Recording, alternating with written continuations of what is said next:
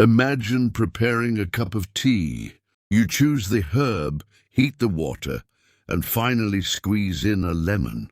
The taste turns sour and you complain, but you were the one who put the lemon there. This is a powerful metaphor for self-sabotage, according to the deep psychology of Carl Jung. How many times do we make decisions, consciously or unconsciously, that lead us straight to the suffering we're trying so hard to avoid? And then we get upset about the consequences, as if it were fate, someone else, or just bad luck. Today, let's dive into this metaphor to understand why we sabotage our own peace, and how we can turn that sourness into awareness. Jung called the shadow everything we repress or deny within ourselves. Our fears, impulses, and wounds don't disappear. They hide in the unconscious.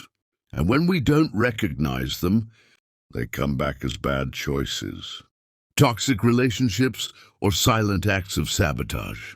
We repeat patterns because our shadow wants to be seen. The lemon in the tea metaphor reveals a cycle.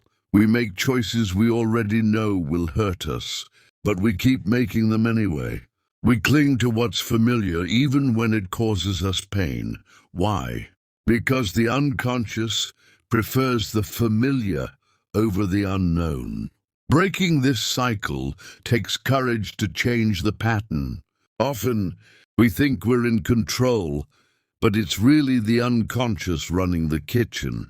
It seasons our decisions with old traumas, unresolved insecurities, and repressed desires. When we don't know it's there, we live on autopilot, serving the same sour dish and blaming the world for the taste. Self-awareness, according to Jung, starts with admitting, I was the one who put in the lemon. Taking emotional responsibility is one of the hardest steps, but also one of the most liberating. It's about facing the emotions we create and understanding where they come from. The good news? Transformation is possible. When we integrate the shadow, we stop being victims of our own ingredients. Life's tea can still have lemon, but now it has balance. The sourness becomes flavor, experience, and learning. And finally, consciousness takes the place of the unconscious. Are you putting lemon in your tea every day and wondering why it keeps tasting sour? Maybe it's time to look inward with more honesty.